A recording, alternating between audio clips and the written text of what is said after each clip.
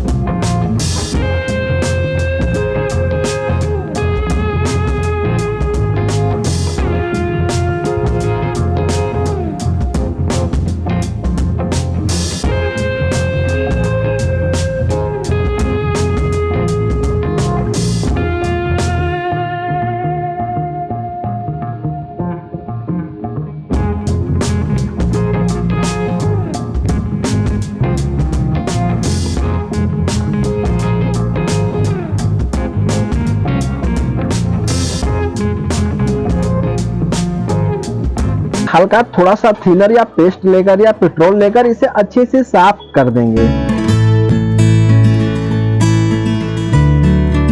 साफ करने के बाद फाइनली हम लोग का पिन रेडी हो चुका है अपने मोबाइल फोन में लगाने के लिए।